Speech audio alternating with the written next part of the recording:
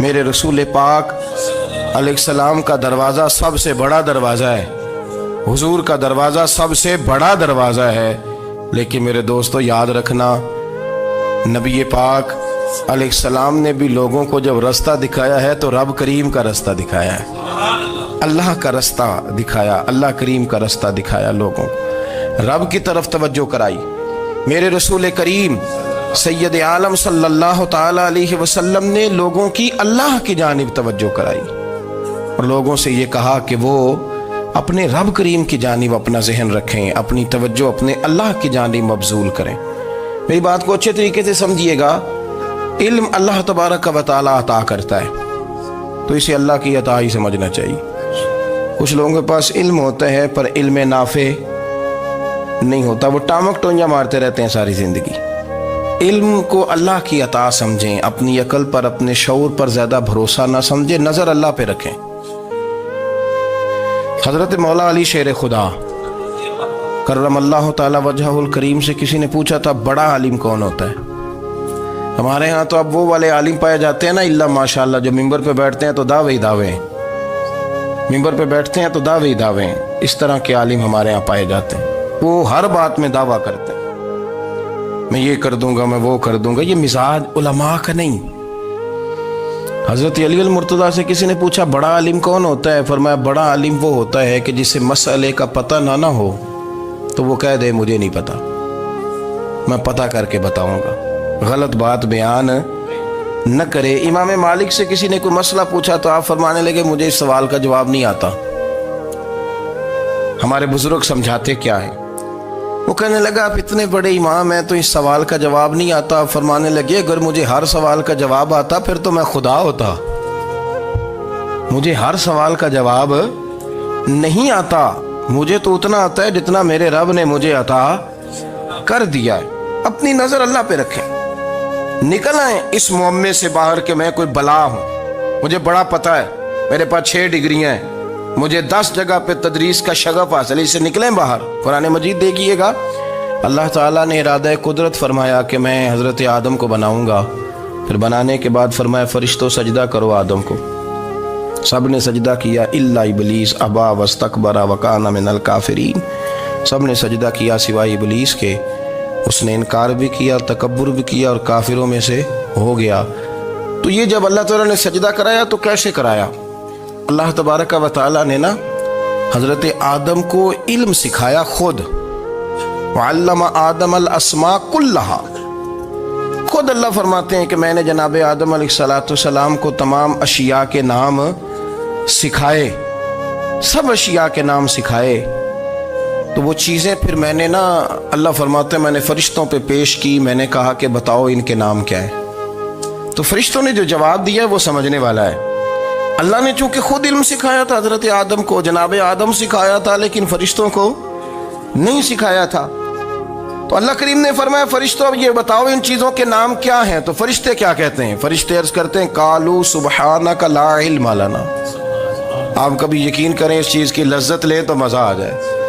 کہا قالوا سبحانک، کہنے لگے تو پاک ہے، قالوا سبحانک، کہنے لگے تو بھئی آدم علیہ السلام کو نام سکھا لیے، پھر فرشتوں کے سامنے وہ چیزیں پیش کر کے کہا ان چیزوں کے نام بتاؤ، تو فرشتے کیا کہتے ہیں؟ کہتے ہیں قالوا سبحانک، تو پاک ہے، لا علم لنا، ہمارے پاس کوئی علم نہیں، الا ما علمتنا، ہمیں تو اتنا پتہ ہے جتنا تو نے ہمیں سکھا دیا، ہمیں تو اتنا پتہ ہے جتنا تو نے ہمیں، لا علم لنا، ہمارے پاس کوئی علم نہیں ہے، اتنا ہی پتہ ہے جتنا تو نے ہمیں سکھا دیا ہے، اس سے زیادہ ہمارے پاس علم۔ اور یہ کیوں تو نے ہمیں جتنا سکھایا اتنا پتہ ہے؟ فرشتے یہ نہیں کہتے یا اللہ تو زیادہ سکھا، آدم کو دیا تو ہمیں بھی دے، یہ نہیں فرمایا، فرمایا انک انت العلیم الحکیم، اے اللہ تو علم والا بھی ہے اور حکمت والا بھی ہے، تجھے پتہ ہے کس کو کتنا دینا ہے،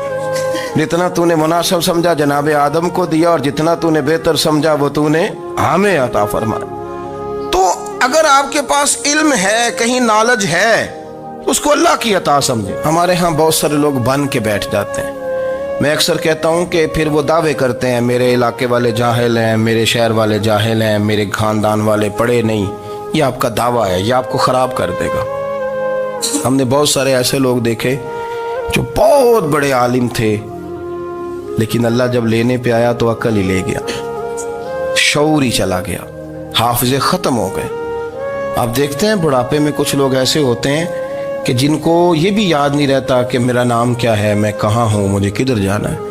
تو اس وقت سے اللہ کی پناہ مانگیں اور اپنی نظر اپنے رب کریم کی جانب رکھیں، اللہ کی جانب اپنی نظر کو مبذول رکھیں۔ دوسری بات، علم کے بعد ایک چیز آتی ہے جس کا نام ہے ہدایت، جس کا نام ہے تقوی، جس کا نام ہے پرہیزگاری، جس کا نام ہے عمل، عبادت، ریاضت۔ یہ بھی اسی وقت ہی نصیب ہوتی ہے جب میرا رب کریم نصیب فرما دیتا ہے۔ ہم نے نا نیکی کا اپنا اپنا سٹیٹس بنا لیا ہے، اپنا اپنا معیار بنا لیا ہے۔ کچھ لوگ کہتے ہیں کہ جناب مسجد میں سیمٹ کا توڑا دینے سے بہتر ہے کسی غریب کو آٹے کا تھیلا دے دو۔ اب اس نے اپنا مزاج بنا لیا نا نیکی کا، اس نے اپنا سٹیٹس بنا لیا۔ میرا یہ سوال ہے کہ نبی پاک صلی اللہ تعالیٰ علیہ وسلم جب مدینہ شریف آئے تھے تو حضور نے سب سے پہلے غریبوں میں آٹا تقسیم کیا تھا کہ سب سے پہلے مسجد بنائی تھی؟ کیا عجیب لوگوں کا رنگ ہے، اپنی مرضی کی ہدایت، اپنی مرضی کا تقوی، اپنی مرضی کا معیار۔ مسجد کوئی بڑا چھوٹا خطیب بھی میری طرح کا ہو نا، تو وہ مسجد میں بیٹھ کے جب نبی پاک کی بات کرتا ہے تو کہتا ہے میرے رسول پاک غریبوں کا سہارا بن کے آئے۔ وہ غریبوں کی بات کرتا ہے، مسکینوں کی، لاچاروں کی، کمزوروں کی بات۔ تو مسجد ہی تو وہ ادارہ ہے جہاں سے غریبوں کی بات ہو رہی۔ تو اب لوگوں نے غریب کو اور مسجد کو لڑانا شروع کر دیا، اس کو لڑاؤ کہ مسجد میں پیسے دینے سے بہتر ہے آپ غریب کو آٹے کا تھیلا دے دیں۔ آپ یہ کیوں نہیں کہتے کہ مسجد میں بھی آپ توڑا دیں ایک سیمٹ کا اور ساتھ غریب کو بھی خدمت کریں؟ یہ کیوں نہیں تقویٰ؟ اپنی اپنی مرضی کا مزاج، اپنی اپنی۔ کچھ لوگ کہتے ہیں چھوڑو جی، ساری زندگی انسان نماز پڑھتا رہے اور پھر گالیاں بھی دیتا رہے، بندہ داڑھی بھی رکھ لے اور جھوٹ بولنا بھی نہ چھوڑے۔ تو یہ آپ نے اپنے پاس سے تقوی کا معیار بنایا۔ گالی دینے کا گناہ ہے اور داڑھی رکھنے کا ثواب ہے۔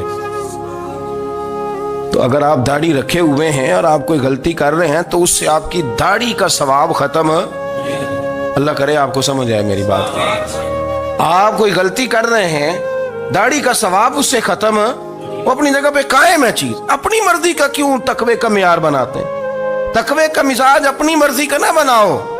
اللہ کی بارگاہ سے دعا مانگو کہ یا اللہ ہمیں ہدایت کا نور عطا فرما، اللہ تو ہمیں رستہ دکھا، تو بتا کہ ہدایت کیا ہے۔ تو رب فرماتا ہے اللہ ولی الذین آمنوا، اللہ مومنوں کا مددگار ہے، یخرجہم من الظلمات الی النور، وہ انہیں اندھیروں سے نکالتا ہے اور نور کی طرف روشنی عطا فرماتا ہے۔ اندھیروں سے نور کی طرف اللہ لاتا ہے۔ اللہ ولی، اللہ مومنوں کا ولی ہے، وہ انہیں اندھیروں سے نور کی طرف نکالتا ہے۔ ہدایت ہمیشہ اللہ کی طرف سے سمجھے۔ جب وہ نماز کی توفیق دیتا ہے تو اپنے فضل سے دیتا ہے، جب وہ ذکر کی توفیق دیتا ہے تو اپنے فضل سے۔ ہم سمجھتے ہو ہو جی فلانا نہیں پڑھ رہا بڑا بیوقوف ہے، فلانا نہیں پڑھ رہا، تو تم کیا اپنی عقل کے زور پہ پڑھ رہا ہے؟ میں جی اللہ کے فضل سے 2 سپارے پڑھتا ہوں، تو کس پہ احسان کرتے تو 2 سپارے پڑھ کے رویا کر کہ اگر مالک تو بڑا قریب نہیں۔ بڑے لوگ ہیں جن کو پورا قرآن حفظ ہے پر انہیں پڑھنے کی توفیق نہیں، تو انہیں فضل کیا اور مجھے توفیق دے دی ہے پڑھنے۔ رویا کر، پڑھ کے رویا کر، راتی ساری کر کر زاری، وہ نیند اکھاں تھی توندے تے فجرے اوہی گناہگار کہاون سب تو نیوے ہوندے۔ مہربانی کریں، ڈریں، نیکی کریں تو پھر ڈریں، پھر احساس پیدا کریں، پھر اپنے اندر وہ کمزوری لائیں کہ توبہ توبہ مجھے تو پتہ ہی نہیں، تو جانتا ہی نہیں۔ حضرت سیدنا امام اعظم ابو حنیفہ رحمۃ اللہ تعالی علیہ کے ساتھ ایک شخص کہتا میں نے نماز پڑھی، تو عشاء کی نماز تھی۔ یہ جو لوگ بڑے ہوتے ہیں نا، جن کے پیار کرنے والے بڑے ہوتے ہیں، ان کے گرد خوف بھی بڑا ہی ہوتا ہے، انہیں بڑا ڈر لگتا ہے، بڑی بعض اوقات آزمائش ہوتی ہے ان کی۔ عشاء کی نماز کہتے پڑھی تو امام صاحب نے نا عشاء کی نماز میں تلاوت کی آیتیں فَمَن يَعْمَلْ مِثْقَالَ ذَرَّةٍ خَيْرًا يَرَهُ وَمَن يَعْمَلْ مِثْقَالَ ذَرَّةٍ شَرًّا يَرَهُ، فرمایا جو ذرہ برابر خیر کرے گا وہ بھی قیامت میں دیکھے گا، اور جو ذرہ برابر شر کرے گا وہ بھی قیامت میں اس شر کو دیکھے گا اس کے سامنے آئے گا. تو وہ شخص کہتا ہے کہ سارے لوگ نماز پڑھ کے چلے گئے تو امام صاحب رحمۃ اللہ علیہ نے اپنی داڑھی پکڑی رو رہے ہیں. کہتے ہیں وہ ذرہ برابر نیکی کا بدلہ دینے والے، وہ ذرہ برابر شر پہ سزا دینے والے میری سفید داڑھی کو دیکھ. مالک میرے ذرے ذرے سامنے نہ لانا، لوگ تو میری بڑی قدر کرتے ہیں دنیا، میں تو بڑا پہچانا جاتا ہوں، لوگ تو میری راہوں میں پھول لیے کھڑے ہوتے ہیں، مجھے بڑا نوازتے ہیں. قیامت میں رسوا نہ کر دینا، میرے لیے مشکل ہو جائے گی. وہ کہتے ہیں میں نے امام صاحب کا درد دیکھا، مجھے کوئی کام تھا تو میں چلا گیا. میں نے کہا کہ وہ اس وقت اللہ کے حضور حاضر ہیں تو میں دوبارہ آؤں گا. کہتے ہیں میں تہجد کا وقت آیا تو امام صاحب وہیں بیٹھے تھے اور ان کی داڑھی آنسوؤں سے بھری ہوئی تھی اور زور سے داڑھی پکڑی ہوئی. کہنے لگے مالک رسوا نہ کر دینا، قیامت میں رسوا نہ کر دینا. یار جو ہدایت یافتہ لوگ تھے وہ تو ڈرے ہوئے تھے، وہ تو سہمے ہوئے تھے. وہ تو کہتے تھے یہ اس کا فضل نہیں، اس نے بلا لیا، یہ اس کا کرم نہیں. حضرت باعزید بستامی کسی کافر کو دیکھتا تو رو پڑتے، کہتے مالک تو کتنا کریم ہے، یہ بے ایمان رہ گیا، تو نے اپنے فضل سے مجھے اپنے نبی کا غلام بنا لیا. وہ رو پڑتے. یہاں تو لوگوں کا دعویٰ ہی بڑا ہے. نمازی اللہ خیر فرمائے وہ تو دوسروں کو گھورتا ہے، وہ کہتا ہے جنت کا میں مالک ہوں، کنجیاں میرے پاس ہیں، میں کسی اور کو گھسنے نہیں دوں گا. اور اگر 2-3 حج کر لے تو پھر تو وہ کہتا ہے کہ اب میرے سے پوچھ کے لوگ جنت میں جائیں گے معاذ اللہ. اور اگر وہ 2 4 5 7 دفعہ کوئی نفل پڑھ لے تو پھر وہ کہتا ہے چھوڑیں جی سارے لوگ بے عمل ہیں، میں اکیلا نیک ہوں. نہ ایسا کریں، اپنی توجہ اپنے رب پہ رکھیں، اپنی توجہ اپنے معین الملت والدین، عطائے رسول، ہند الولی، غریب نواز، خواجہ معین الدین چشتی، حضرت خواجہ اجمیر، شاہ اجمیر، شاہ اجمیر، والی ہندوستان. آخری عمر میں نا سارا دن روتے گزر جاتا، ساری رات روتے گزر جاتے، ذرا سی کوئی بات کرتا تو رو پڑتے، آنکھیں آنسوں سے بھری رہتی. کئی دفعہ اپنے بھی پریشان ہو جاتے ہیں نا کہ یار تو ایک بات کی جان ہی نہیں چھوڑ رہا. تو خواجہ قطب الدین صاحب بختیار کاکی سے لوگوں نے کہا کہ آپ مرشد سے بات کریں، اتنا بھی تو نہیں نہ رونا چاہیے، ہر وقت اس کے آنسو کی کریے، عاشق دا کام ہی رونا تونا، تبھی نہ رویو نہیں منظوری. یہ عاشق سدا ہی روندا رہندا ہے، پاویں وصل ہوئے تے پاویں دوری. ہر وقت رونے کا کیا مطلب ہے؟ تو خواجہ قطب صاحب کہتے ہیں میں قریب گیا تو میں نے پیر دبائے، میں نے کہا سونیا لوگ تو کچھ بھی نہیں کرتے، تو نے تو کمال کر دیا، 90 لاکھ آدمی مسلمان کر دیا، دنیا کچھ نہیں کرتی، تو نے 50 سال ساری رات مسلح پہ بیٹھ کے رب راضی کیا. تو شہزادہ تھا، حضور کی اولاد تھا، لیکن معین الدین تیرا ایک پلاٹ بھی نہیں، تو نے طالب علم پالے، انہیں غریبوں کو دیا، انہیں نوازا، کوئی شے نہیں تیرے پاس، ہر چیز تو نے، ساری رات روتے ہو، سارا دن روتے ہو. تو خواجہ قطب الدین صاحب کہتے ہیں میں نے جب عرض کیا تو خواجہ صاحب مجھے گلے لگا لی، چیخ مار کے روئے، کہنے لگے قطب الدین پتر داڑھی سفید ہو گئی، جانے کا وقت آ گیا، جو تو نے نیکیاں گنوائی ہیں وہ ہیں صحیح میرے پاس، پر یار کی بارگاہ میں پیش کرنے کے قابل ایک بھی نہیں، ایک بھی نہیں. تو بارگاہ تو دیکھ کتنی بڑی ہے، رسول کریم کی بارگاہ میں پیش کرنے کے قابل ان میں سے ایک بھی نہیں. تو آستانہ دیکھ کتنا بڑا ہے، کیا پیش کروں گا، کیا عرض کروں گا حضور کی بارگاہ میں، کس طرح. وہ یار جو بڑے تھے وہ تو ڈرے ہوئے تھے، سہمے ہوئے تھے، وہ تو بڑی آزمائش میں تھے. لیکن میرا اور آپ کا رٹا 2 نمازیں پڑھ کے 6 نمازوں کا دعویٰ کرنا اور لمبی چوڑی کہانیاں بنانا اور اپنے منہ سے اپنی تعریفیں کرنا، اس سے تھوڑا باہر آئیں. رزق بھی میرا اللہ ہی دیتا ہے، علم بھی اللہ دیتا ہے، رزق بھی. بڑے بڑے فقیروں کو مالدار ہوتے دیکھا، بڑے بڑے مالداروں کو فقیر ہوتے دیکھا، بڑے بڑے. میرے ایک بڑا سخی قسم کا سجن ہے، بڑا پیارا ہے، میں اسے سخی مانتا ہوں. میں نے اپنی پریشانیوں کے دنوں میں بھی اس شخص کو سخی دیکھا. ایک دن رات کو مجھے ٹیلی فون کر کے کہنے لگا کدھر ہو؟ میں نے کہا میں گھر ہوں. نہیں اکثر سفر میں ہوتے ہو نا؟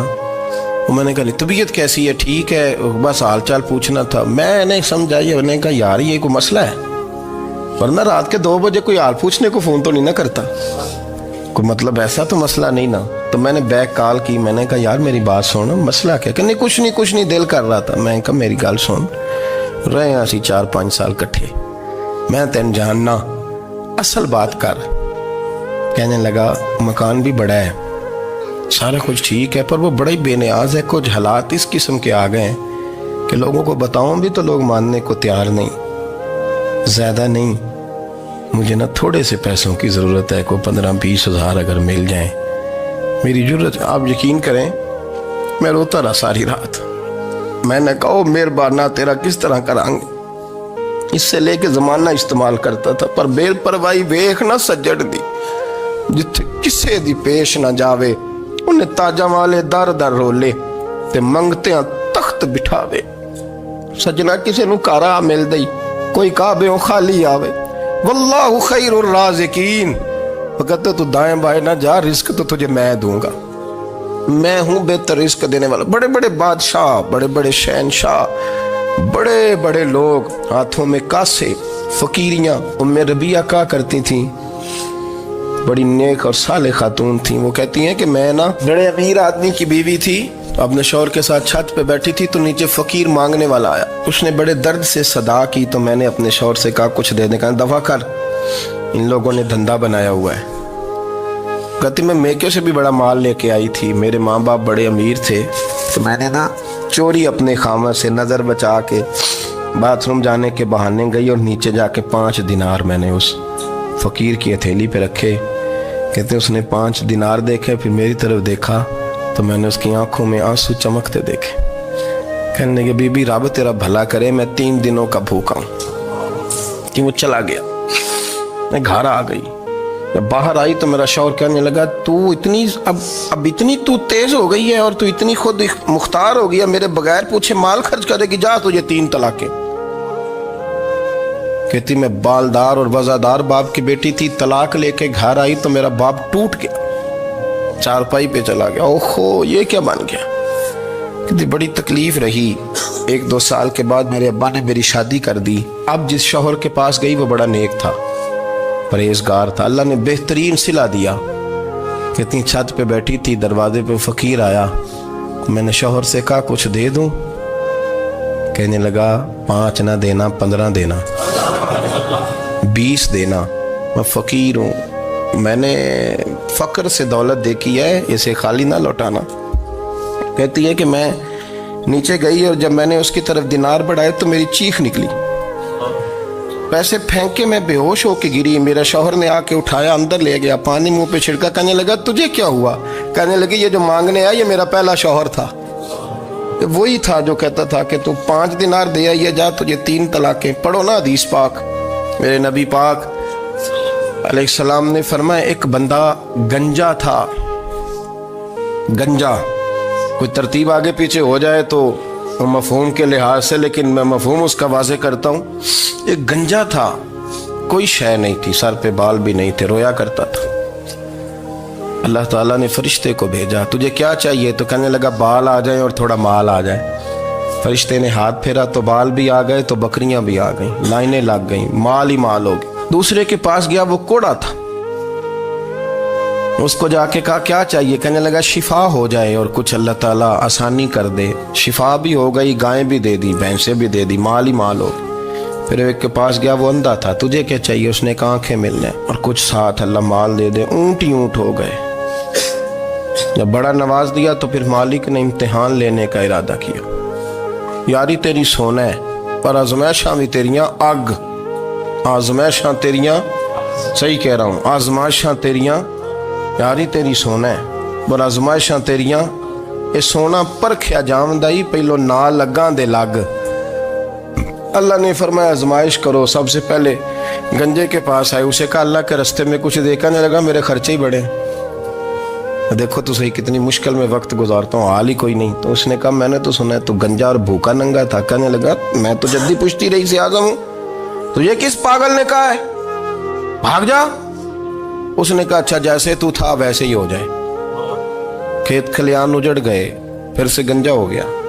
حضور علیہ السلام فرمانے لگے, پھر وہ اس کے پاس گیا جو کوڑا تھا, اسے کہا کچھ دے. کہنے لگا خرچے ہی بڑے, اب پوچھ لیں کسی امیر آدمی سے، کہے گا چکی کے نیچے ہاتھ ہے میرا، میرے سے زیادہ تو پریشان بندہ ہی کوئی نہیں. کیا بتاؤں آپ کو، اتنا ٹیکس ہے، اتنا جرمانہ ہے، فلانی شے، بڑا کچھ گنواتے ہیں لوگ. اس نے کہا میں نے تو سنا تو پہلے کوڑا تھا. اس نے کہا جا دوڑ جا، میں تو رئیس اعظم ہوں، دادا بھی پردادا بھی اور ساری نسل ہی. اس نے کہا اچھا جیسے تو تھا ویسے ہی ہو جائے. پھر وہ گیا اندھے کے پاس اور جا کے کہا اللہ کے نام پہ کچھ دے. تو وہ کہنے لگا رب کے نام پہ؟ یہ کھڑے ہیں اونٹ، جتنے تیرے دل کرے لے دا. اس نے کہا کیا معنی اس بات کا؟ کہنے لگا یار تجھے کیا بتاؤں، میں تو اندھا تھا، میں نے تو کبھی دنیا دیکھی نہیں تھی. پھر اس کریم نے فضل کیا تو مجھے بڑا کچھ دکھایا. میں کیا بتاؤں، میرا دل کر رہا ہے کہہ دوں کہ پھر اس نے کعبہ دکھایا، پھر اس نے روضہ رسول دکھایا، پھر اس نے ریاض الجنہ کے سجدے دکھائے، پھر اس نے اپنے محبوب کے دروازے کی رونقیں دکھائیں. اس نے بڑا کچھ دیا، اس نے بڑا نوازا. میرے پاس تو شاید میں بدکار پرانا خادم، کسے در ملی نہ ٹوئی. ایت واصف یار نے نظر جو کی تھی، پھر واصف ہی ہوئی. یہ تو اس کا کرم ہوا. تو یہ وہ کہنے لگا تو اللہ کے نام پہ جان مانگ، میں وہ بھی دینے کو تیار. میرے پاس تو شے ہی کوئی نہیں تھی، مجھے تو اپنا پتہ ہے، میں تو کوئی شے نہیں تھا، کچھ نہیں تھا میرے پاس. یہ تو ان کا کرم ہے کہ رخ ان کا ادھر ہے. اور مختصر سی میری کہانی ہے، یہ جو بھی ہے ان کی مہربانی ہے. تو وہ کہنے لگا میں بھی کچھ لینے نہیں آیا تھا، تیری آزمائش ہی کرنے آیا تھا. تیری عزتیں بھی سلامت رہیں گی، تیرا مال بھی سلامت رہے گا، تیری شفا بھی. اپنی زندگی میں کبھی بھی اللہ کی بارگاہ سے توجہ ادھر ادھر نہ کریں. چھوڑیں لوگ کیا کر رہے ہیں، دنیا کیا کہہ رہی، کبھی بھی اپنی توجہ دائیں. ہمارا یہ مسئلہ بن گیا کہ ہماری سیاست ہے، ہماری دنیا داری ہے، ہم بندوں کو راضی کرنا چاہتے ہیں. ہم دیکھتے ہیں کون کس طرح، اور آپ یقین کریں آپ تھک جائیں گے، بندے راضی نہیں ہوں گے، وہ نہیں راضی ہوتے. آپ ان کو منا کے لائیں گے تو ادھر والے نکل جائیں گے، ادھر کو منائیں گے تو ادھر والے نکل جائیں گے. اس چکر سے باہر آئیں، اس رب کو راضی کریں جو فرماتا ہے ان الذین آمنوا وعملوا الصالحات سیجعل لهم الرحمن ودا. فرمایا تو ایمان لانے کے بعد نیک عمل کر، میں لوگوں کے دلوں میں تیری محبت پیدا کر دوں. رحمان لوگوں کے دلوں میں محبت ڈال دے گا، اللہ لوگوں کے دلوں میں. اپنی نظر ہمیشہ اپنے رب پہ رکھیں. اتنی لمبی چوڑی دنیا داروں سے امیدیں نہ وابستہ کریں. میں نے دیکھا ہے لوگ کاسا لیسی کرتے ہیں، کبھی اس کے دروازے پہ کبھی اس کے دروازے پہ. ان چکروں سے باہر آئیں اور اپنے رب کی بارگاہ کی طرف توجہ کریں. استغفار شوق سے پڑھا کریں. اور اکیلے میں نا، اکیلے میں حضرت رئیس المتکلمین مولانا نقی علی خان صاحب رحمۃ اللہ نے لکھا ہے کہ فرعون 500 سال حکومت کر گیا.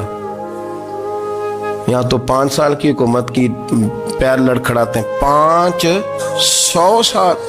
فرماتے اصل وجہ یہ تھی کہ دنیا جب سو جاتی تھی نا تو اوپر چادر لے کے تو مصلے پہ بیٹھ جاتا تھا اور ہاتھ باندھ کے کہتا تھا رب تو ہی ہے، میرا پردہ نہ کھولنا، مالک تو ہی ہے، کرم نوازی کرنا، میری پکڑ نہ کرنا. وہ بے ایمان ہو کے اگر 500 سال ہاتھ باندھے تو گزارا کر لیتا ہے، تو ایماندار ہے. پر مسئلہ یہ ہے کہ تو رات کو بکل مار کے ہاتھ نہیں نہ باندھتا، تو منت نہیں کرتا، تو استغفار نہیں کرتا. توبہ کریں تو بچے رہیں.